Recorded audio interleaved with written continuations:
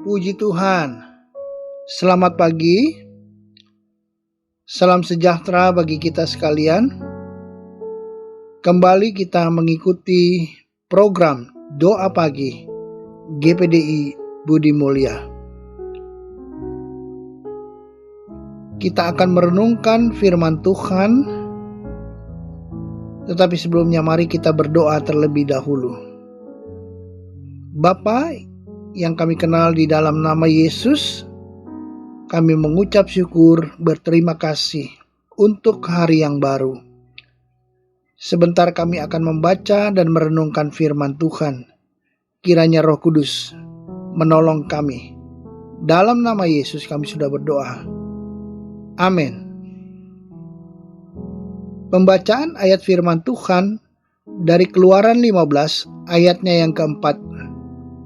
Kereta Firaun dan pasukannya dibuangnya ke dalam laut. Para perwiranya yang pilihan dibenamkan ke dalam laut terberau. Bapak Ibu Saudara, pembacaan yang sudah kita baca tadi adalah kisah tentang umat Tuhan keluar dari Mesir, tapi dikejar oleh Firaun, Raja Mesir. Firaun yang jahat melarang orang Israel keluar dari Mesir untuk beribadah kepada Tuhan. Tapi setelah tulah-tulah hukuman Allah dilakukan, maka Firaun menyerah dan mengizinkan orang Israel keluar dari Mesir, sehingga orang Israel bisa bebas dari perbudakan. Tetapi Firaun mengejar Musa dan bangsa Israel karena hatinya sudah dikeraskan oleh Tuhan. Tuhan melindungi Musa dan umatnya, sehingga Firaun dan pasukannya mati binasa, dihukum Tuhan dalam laut. Firaun tidak lagi bisa berbuat jahat terhadap umat Tuhan, karena kuasa Tuhan yang bekerja melalui diri Musa. Ini semua adalah karena perlindungan Tuhan terhadap umatnya. Kita dapat membaca di dalam Amsal 14 ayat 32, orang fasik dirobohkan karena kejahatannya, tetapi orang benar mendapat perlindungan karena ketulusannya. Firaun berbuat fasik, akhirnya dia harus mengalami penghukuman. Tuhan tidak membiarkan orang fasik, orang jahat bebas dari hukuman. Orang fasik dirobohkan, dihukum, tetapi orang benar, umat Tuhan, orang yang dibenarkan mendapatkan perlindungan. Umat Tuhan tidak perlu takut dan ragu menghadapi orang-orang yang berbuat jahat, karena Tuhan Yesus adalah setia adanya. Sebagaimana tertulis di dalam 2 Tesalonika 3 ayatnya yang ketiga. Tetapi Tuhan adalah setia. Ia akan menguatkan hatimu dan memelihara kamu terhadap yang jahat. Puji Tuhan. Tuhan tidak pernah meninggalkan umatnya. Ada kekuatan yang Tuhan berikan menghadapi masa sukar. Bahkan Tuhan sanggup memelihara, meluputkan dari orang-orang yang mau berbuat jahat. Tuhan adalah setia. Kesetiaan Tuhan dapat diandalkan. Tuhan setia kepada Musa dan umat Tuhan yang dipimpinnya. Tuhan setia menolong, melindungi, menyelamatkan. Tetapi Firaun, orang yang berbuat jahat terhadap umat Tuhan, dihukum oleh Tuhan. Sebab itu, baiklah kita terus berlindung kepada Tuhan. Mazmur 62 ayatnya yang ke-8, percayalah kepadanya setiap waktu, hai umat, curahkanlah isi hatimu di hadapannya. Allah ialah tempat perlindungan kita. Orang yang berlindung kepada Tuhan adalah orang yang percaya beriman kepada Tuhan. Orang yang berlindung kepada Tuhan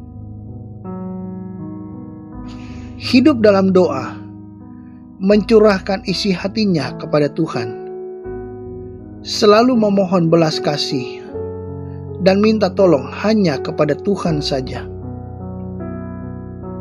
Kalau pada saat ini ada umat Tuhan sedang dalam pencobaan, dalam menghadapi kesusahan, sakit penyakit, masalah ekonomi, dan dalam peperangan iman, mari datanglah kepada Tuhan.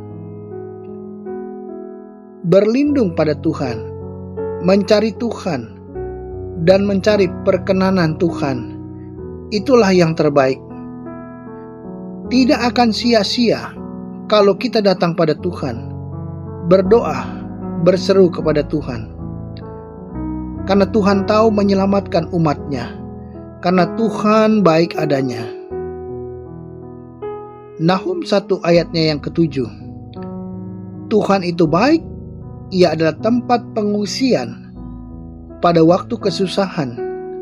Ia mengenal orang-orang yang berlindung kepadanya. Di masa-masa sukar, sulit, kita boleh datang kepada Tuhan seperti mengungsi pada masa kesusahan. Datang kepada Tuhan, itulah tempat yang aman, tempat bersandar, dan kita umatnya akan menjadi selamat. Puji Tuhan. Tuhan adalah satu-satunya yang dapat kita andalkan. Tuhan adalah Tuhan yang baik. Ia mau menolong dan menyelamatkan umatnya. Tuhan baik karena Ia mengenal orang-orang kepunyaannya. Ia tidak pernah melupakan anak-anaknya.